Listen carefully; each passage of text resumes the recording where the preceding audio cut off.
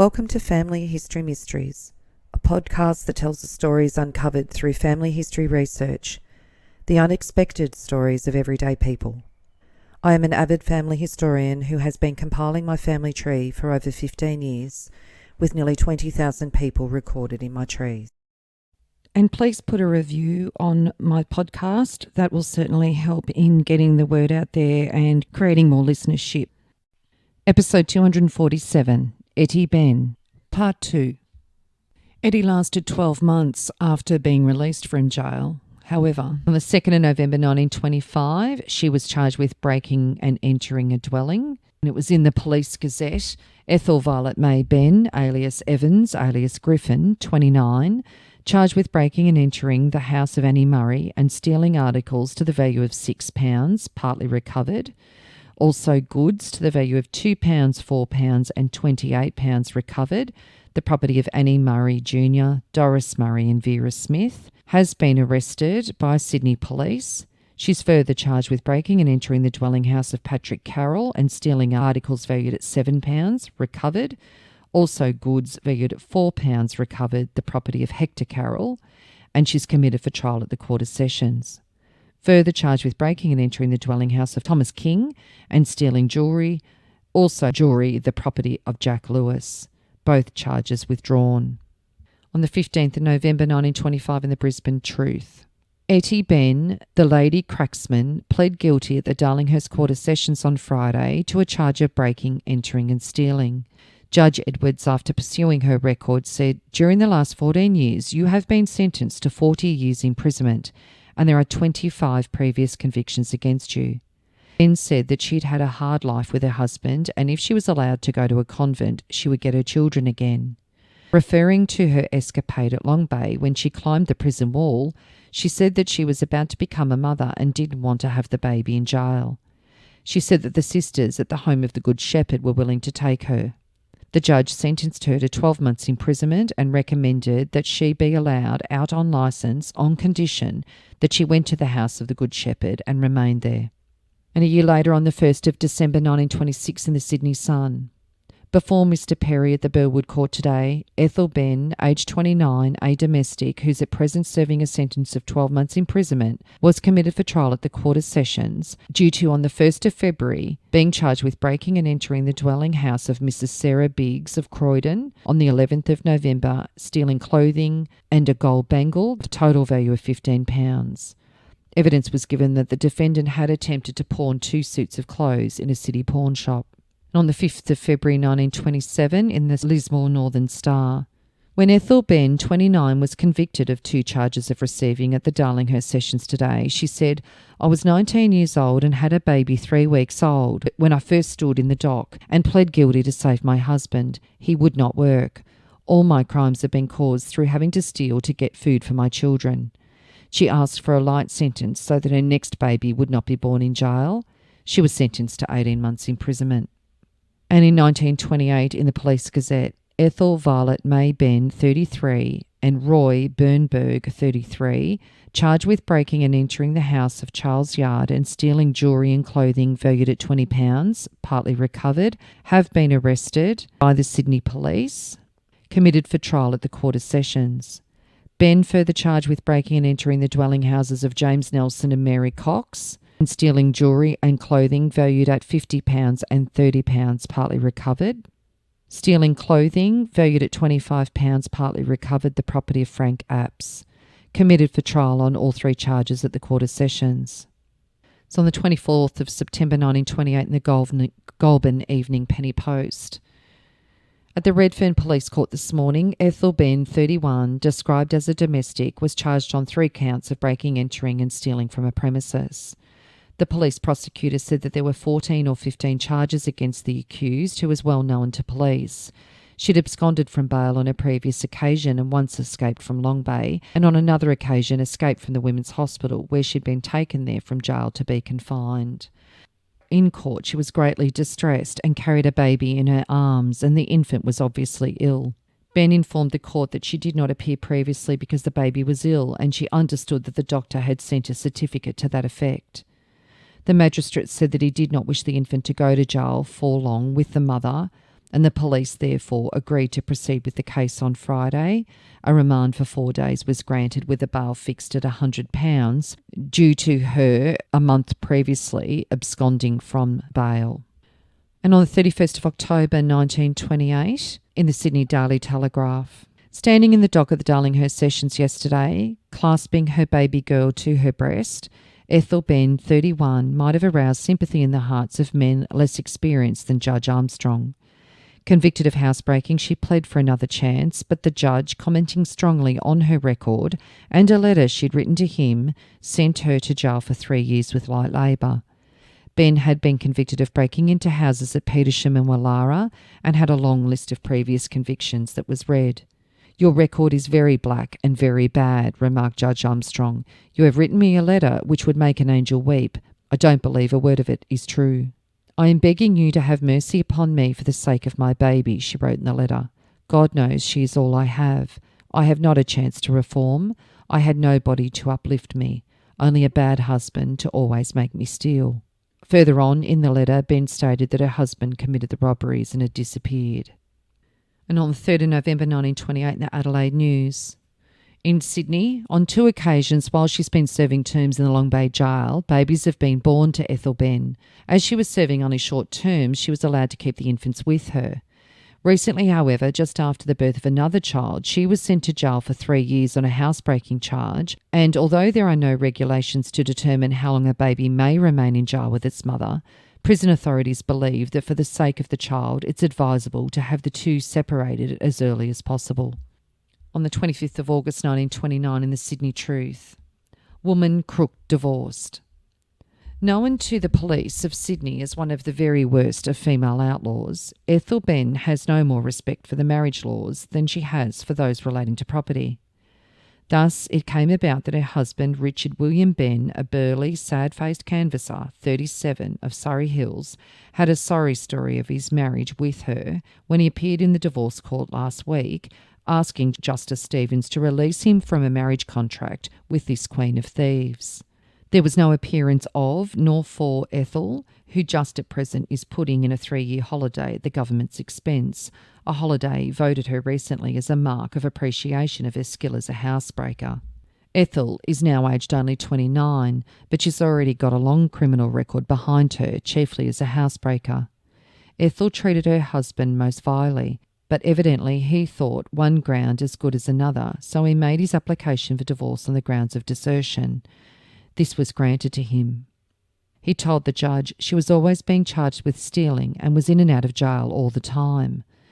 They were married in Lithgow in 1911, and she often deserted him for longer or shorter periods until July 1925, when she left home for good. She took their baby away with her, and it died not long afterwards. He saw her next in the street some months ago. She said that she'd been familiar with another man. She asked me if I would adopt the new baby she had with her and take her back. The judge asked, "She wanted you to take her back with another man's child in her arms?" "Yes," replied the husband wearily. "I told her that I could never take her back now." Philip Creswell, an elderly traveller who had lived with the Benn couple at the Crown Street home before the wife left, has since lived there with Ben and told the court that the first serious quarrel between the petitioner and burglar Ethel was caused by her relations with another man while her long-suffering husband was lying ill in hospital. Ben is only 37 now. If he ventures into matrimony again, he can be confident of one thing, that his second draw may be a ton better than his first. It could hardly be worse. On the 19th of October 1929 in the Adelaide Mail. In Sydney, Mrs. Ethel Benn, housebreaker, now serving a sentence in Long Bay Jail, merely laughed when her monthly mail contained the information she'd been divorced. She's serving her 7th sentence, and the jail authorities said she's one of the most exemplary of prisoners. 3 of her children have been born in the jail hospital. Nearly 2 years elapses, and she's in trouble again. On the 14th of September 1931 in the Sydney Morning Herald. At the Redfern Police Court, Ethel Benn, 34, was sentenced to 12 months imprisonment on charges of having stolen sleeve links and other articles valued at £2, the property of Francis Neal of Waterloo, and of having stolen a diamond and platinum watch and other articles valued at £40 from the dwelling of Alexander Smith of Rosebery. The defendant has a long list of convictions and gave a notice of appeal. And 3 years later, on the 24th of August 1934, in the Sydney Labour Daily, Ethel Benn, 37, was charged at the Central Police Court yesterday with having stolen from the home of Walter Seymour of Kensington a gold cigarette case, sleeve links, gold studs and other articles valued at £50, and was committed for trial. Evidence was given by Mrs. Seymour that while visiting a friend on the opposite side of the street, she'd seen the defendant look in her window. Later, when she returned home, she found the house in a state of disorder. She identified Benn in the lineup of women as the lady that had been looking in her window. Benn was allowed bail. On the 5th of January 1935 in the Sydney Daily Telegraph, "This woman seems to be unable to reform," said the police prosecutor at the Newtown court yesterday when Ethel Benn, 37, a domestic, was sentenced to 6 months jail for having been found in a dwelling house at Petersham with the intent to steal. And then on the 11th of January 1935 in the Sydney Morning Herald, Ethel Benn was sentenced at the Manly Police Court yesterday to 12 months imprisonment for stealing a shopping bag and its contents valued at £20 from a flat. Benn told the magistrate that she tried to live down her past but never had a chance. She had a married son and he promised to take her out of the state with his wife to give her a chance. Mr. Gibson said that Benn had every opportunity and it was a daring theft that she committed. Eventually, police asked that she be declared an habitual criminal, which would mean a harsher sentence for her if she was convicted in the future. Her mother told the judge that when her daughter completed the sentence of 12 months for breaking and entering a dwelling, she would provide her daughter with a home. A woman had never received this designation, and the court declined the application, even though Benn's record was longer than those of many male habitual criminals. And on the 5th of August 1938, in the Sydney Morning Herald, Ethel Benn, 40, domestic duties, was sentenced in the Central Police Court yesterday to 6 months imprisonment with light labour for stealing 2 bed sheets, valued at 19 shillings and 11 pence, from Buckingham's Limited. Ettie continued thieving, and by the 1940s it took almost 10 minutes to read out her full record in the court. On the 6th of September 1942, in the Sydney Daily Telegraph, the story was told at Liverpool Court this week when Ettie Eldridge, 45, who said her real name was Ethel Violet May Benn, a divorced woman, and Charles Roy Robinson, 39, fruit dealer, were charged with having aided soldiers in their attempted escape. 3 soldiers, all AIF men, escaped from the Holdsworthy detention camp on the 13th of August. Within 15 minutes, 2 had been recaptured, but a third was still at large. The escapees were Private Reginald Eldridge, Alexander Grant, and Signaller Thomas Norman Anthys. Grant is still at large. Prosecution's evidence was that the day before the escape, Mrs. Eldridge visited Eldridge at the camp, and the next morning Robinson drove his car with Mrs. Eldridge to within 100 yards of the camp and parked it. Mrs. Eldridge had a suitcase with 2 civilian suits in it. Corporal Brown on the watchtower saw the 3 soldiers running from the camp and sounded the alarm. A path through the barbed wire fence had been cut with a meat cleaver. Straw had been thrown over the barbed wire between the inner and outer fences. The 3 soldiers had a 150-yard start and dove into the car and drove off at top speed. They were pursued by the provost men in a camp truck. The provost men saw the dust where the car had turned off the road and found the 3 soldiers standing around the car at a dead end. Anthys and Eldridge were caught, but Grant vaulted a fence and got away. Mrs. Eldridge, the detective said, admitted that Eldridge had told her he was going to make a break. She admitted that Eldridge was not her husband, but she'd been living with him. Mrs. Eldridge, who had a police record, appealed for leniency and said, "He's the only man in my life who has helped me to go straight. He's worked for me and kept me away from past associations." She was sentenced to 9 months jail. She then commenced a relationship with Philip Byrne in 1947. It goes quiet for 5 years, but then on the 30th of June 1952 in the Sydney Daily Mirror, Ettie Byrne, 59 years old, said, "I don't want my children to say their mother died in jail," when she pleaded for leniency at the quarter sessions. Ettie Byrne of Marrickville was convicted of stealing or receiving a diamond ring and a woman's watch, the property of Helen Scott of Newtown.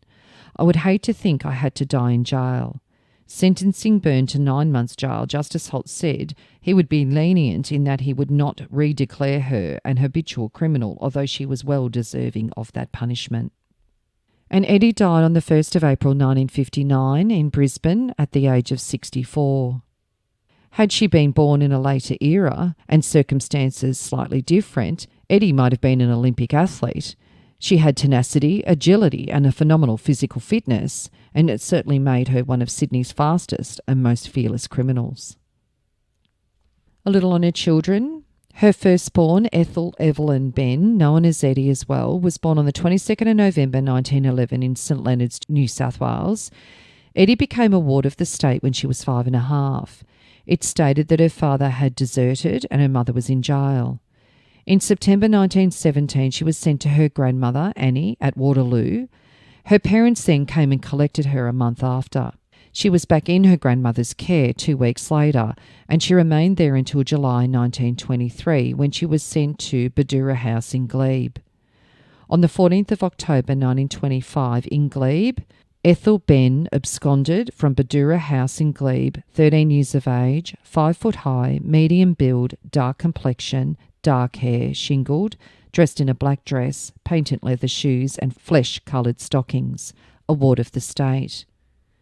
And then on the 4th of November 1925, she was listed in the Police Gazette as absconding from the girls' shelter in Glebe. Ethel Benn, 13 years of age, with Corrie Hansen, 17 years of age, both wards of the state. Then, as a follow-up in the Police Gazette, Ethel Benn, who absconded from state control, has been arrested by Sydney Police and returned to an institution. She married Walter Cecil Williamson, a shearer, in Orange in 1930, and she died on the 26th of May 2008 in Orange at the age of 96. Eddie's next child was Richard Arthur Benn, who was born in 1913 in St Leonards, New South Wales. He became a ward of the state when he was nearly 4. Again, it stated his father had deserted and his mother was in jail. He was also sent to his grandmother Annie at Waterloo in September 1917, and his parents collected him a month after as well. But, as with his sister, he was back in his grandmother's care 2 weeks later. Richard married Edna Blanche Berghofer in Wagga in 1934. They had 2 children, but they did not survive childhood. Richard was a transport driver and they lived in Glebe, New South Wales.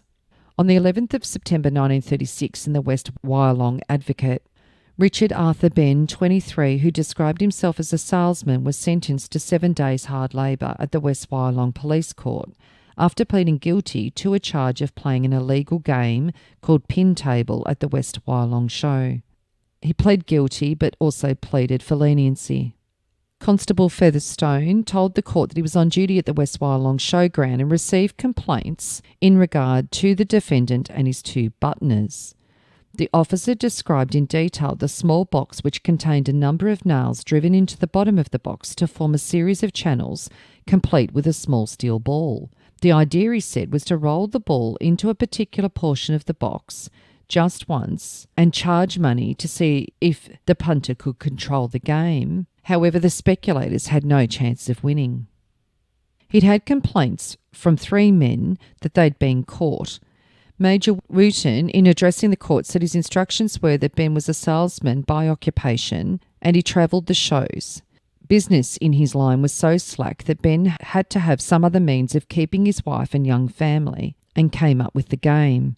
Ben said that he knew he'd done wrong and that he could receive a severe term of imprisonment, but as he'd only played with 1 man and given the money back to another, he asked that he not be imprisoned or separated from his wife or family for a long period. Major Wooten asked that his client be released on a bond or a light sentence imposed.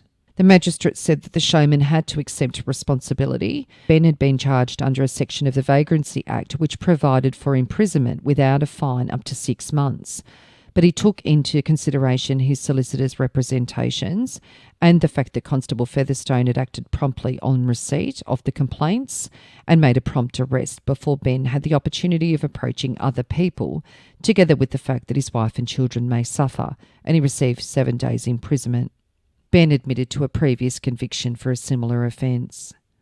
In the Melbourne Age on the 1st of January 1938, change trick again, man sent to jail. Edward John Richard Wilkinson and Richard Arthur Benn, labourers of unknown addresses, were charged with having stolen 10 shillings, the property of Lawrence Cohen of Fairfield. They went to a confectioner's shop and offered a girl a 10-shilling note. Detective Seeger said at the Northcote police station, Edwards said, "I was only doing the best I could for myself. I fronted the shops alone, and I suppose I'll cop the due." Edwards pled guilty and was sentenced. Benn and Wilkinson were discharged. Benn and Wilkinson were then charged with the larceny of 10 shillings from another shopkeeper, a newsagent. Wilkinson pled guilty and was sentenced to 1 month's imprisonment, the sentence being suspended on a bond of good behaviour for 12 months, and Benn was again discharged. On the 15th of September 1938, so only 9 months later, in the Gilgandra Weekly and Castlereagh newspaper of New South Wales, heavy penalties imposed, young showman convicted on stealing charges, wireless set and tarpaulin missing at the Gilgandra show.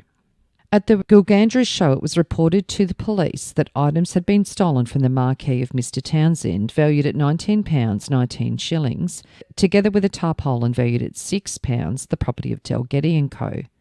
The articles were subsequently recovered at Lake Jellicoe by the police, with the result that Richard Arthur Benn, a side showman, faced 2 charges of stealing at the Gilgandra Police Court on Tuesday. He was convicted on both counts and fined £10 in default 20 days hard labour, together with £5, 7 shillings and 4 pence in expenses. Constable Wiles gave evidence that on the 25th of August he visited the showgrounds at Lake Jellicoe and saw the defendant. He told he was making inquiries regarding a wireless and a tarpaulin reported stolen from Gilgandra. Witness said he asked the defendant did he know anything about it, and the defendant replied no. In reply to other questions, the witness said the defendant said he did not mind him looking through his tent and that the tent belonged to him. The defendant also claimed the box at the side of the tent. On top of the box was the tarpaulin. There was a further search of the camp. He was then asked, "How long did you say you'd had this tarpaulin?" And the defendant replied, "I don't know, but I've had it a long time." The witness asked, "Where did you get it?" And the defendant replied, "Well, to be truthful about the whole thing, I picked it up between Gilgandra and Narromine." The witness then said, "There has been a tarpaulin stolen from Gilgandra, and I have no doubt that this is the one." The defendant replied, "I did not steal it." The witness said, "Why did you not hand it in to the police station?"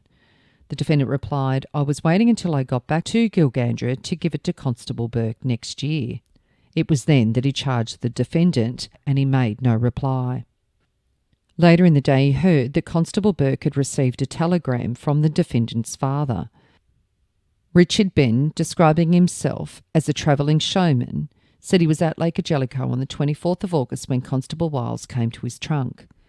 He said that he did not tell the constable that he'd had the tarpaulin for a long time. The tent the box was alongside belonged to Jackie Davies. William Lowe said he'd been a travelling showman for 8 or 9 years. He said the defendant travelled by motor caravan and did not own a tent. He was with the defendant at the Gilgandra show and then went to Lake Jellicoe. He saw the tarpaulin for the first time when the constable came to the camp. He had not seen it in the possession of the defendant. The magistrate remarked that he had not the slightest doubt that the defendant stole the tarpaulin from Gilgandra and took it with him to Lake Jellicoe, and sentence was reserved until the next case was dealt with. Richard Arthur Benn was then charged that on the 16th of August he stole a wireless set, the value of Edward Townsend. Constable Wiley said that after he found the tarpaulin in the box, he took the lid from the box and said to the defendant, "What have you got here?" The witness asked, "Who does it belong to?" And the defendant replied, "It is mine, Mr. Wiley."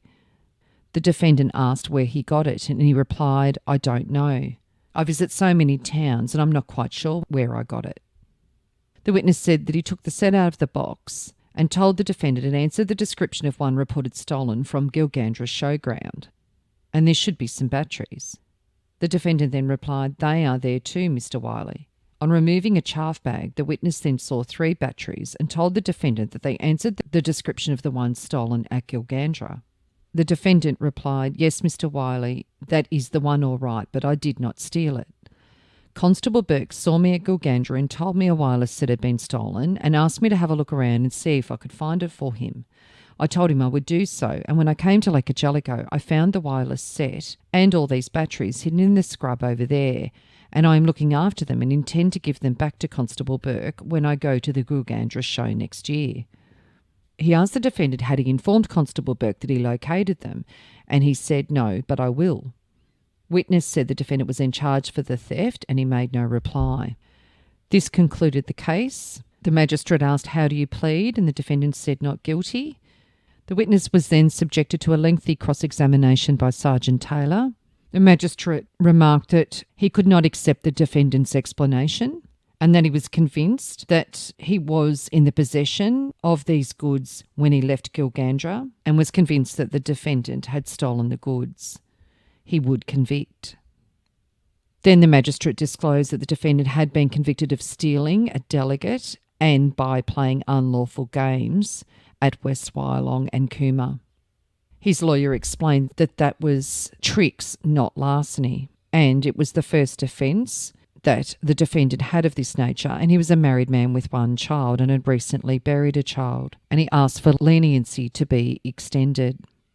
The magistrate said that before he could understand a man whose family or himself was starving, thieving food, but this was a totally different matter, stealing luxury things like wireless sets.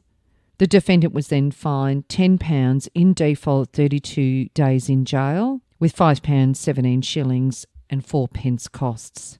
He was given time allowed to pay, and the surety of his father had been taken as bondsman.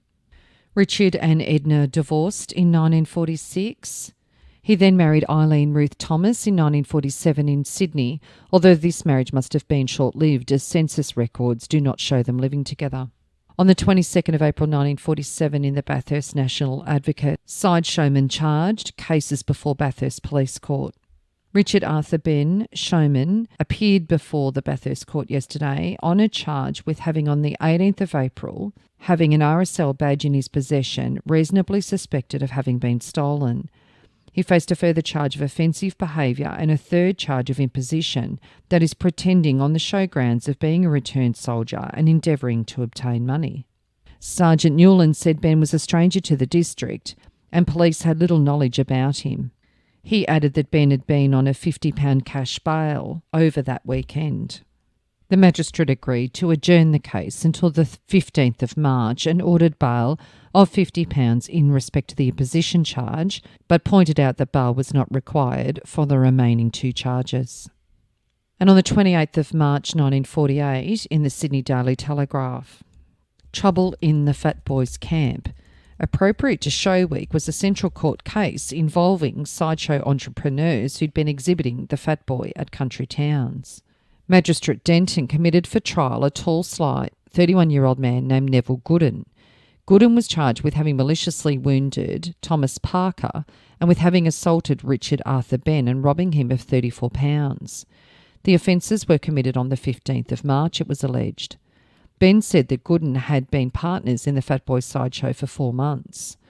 On the 7th of March, they returned to Sydney after a show at Maruya and went to live at Benn's Surrey Hills abode. As treasurer of the sideshow, Benn put in a wardrobe £34, which was to be divided with Gooden. On the night of the 15th of March, Benn and Gooden went out early in the evening. At 11 o'clock, he was with his wife. Parker, another showman, was in the kitchen talking to a woman friend. He heard a noise, went to the back door, remembered nothing more until he came to with a bleeding head, Benn declared. Parker said that he went to investigate and he saw Benn fall and felt a blow on his own head and had no further recollection until he recovered in a taxi on the way to the hospital. Ellen Ruth Benn said that after the attacks on her husband and Parker, she went to the door and saw Slim Gooden flourishing a tyre lever. Detective Holmes declared that Gooden had £30 in his pocket when arrested and said to police, "So Dick squealed coppers." Benn and Parker came to court with surgical dressings on their heads. And on the 12th of May 1948, in the Sydney Daily Mirror, after a 2-day trial, Neville Ernest Gooden, 30, travelling showman, was acquitted at the Darlinghurst Quarter Sessions today on a charge of assaulting and robbing his partner, Richard Arthur Benn, of £34. He was also acquitted on a second charge of maliciously wounding Benn. Gooden was remanded to a date to be fixed on another charge of having assaulted Thomas Parker. Richard and Ellen divorced in July 1955, and then in 1958 Richard married Marion. He died on the 16th of August 1979 in Sydney at the age of 66. Henry was born and died in 1915 in Redfern. Iris was born in 1920 in Auburn, New South Wales. On the 20th of July 1923 in the Sydney Morning Herald. Prison reform. To the editor of the Herald, this is from Isabel F. Swan, the Honorary Secretary of the Prison Reform Society. I have delayed replying to Mr. Lay's audacious attack on the Prison Reform Society because of my inability to obtain Iris Benn's birth certificate without the assistance of a relation, owing to the death of Ethel Benn's father. It was impossible for me to get it at an earlier date. Iris Benn was not born in jail, as Mr. Lay had stated, and it is not a matter of importance to the Prison Reform Society whether this took place. Ethel Benn, 27 years of age, with 30 years of convictions against her and having spent close on 10 years of her life in jail, took into jail with her infant daughter. That baby, according to rules and regulations, spent 17 hours on weekdays, 19 hours on a Saturday and 19 and a half hours on a Sunday in confinement, during which time the mother did not receive sufficient or suitable food for a nursing mother, and the child is ill in Prince Alfred Hospital. To speak of Ethel Benn's intractability, if after years of trial, confinement, monotonous food and isolation have not brought about a reformation, why not try some other plan? Iris married Harold Thomas Gilder in 1944 in Sydney, and after that time Iris disappears from the records. Jack was born and died in 1925 in Redfern. Joyce was born on the 22nd of July 1927 in Sydney. She married Kenneth James Buffrey in 1949 in Redfern. In 1951, in the Campbelltown News, Vincent Paul Griffiths and Kenneth James Buffrey appeared for trial and pled not guilty to stealing property of the Commonwealth. The property was some yards of insulated wire at the Moorebank camp, and the defence was, in their opinion, it was abandoned. The jury found them both guilty, and His Honour bound them over in their own recognisance of £100 for 3 years, and to make compensation of £12 and 10 shillings. Joyce and Kenneth had 2 sons, and Joyce died on the 6th of September 2008 in Sydney at the age of 81. So I hope you enjoyed the story of the much convicted but quite athletic Ettie Benn. If you are interested in sharing your story on my podcast Family History Mysteries, please go to my Facebook page and send me a message. If you would like some assistance in filling in the gaps in your family tree to see what mysteries you solve, please get in touch. And don't forget, you can have early access to episodes by subscribing, and you'll also gain access to bonus episodes.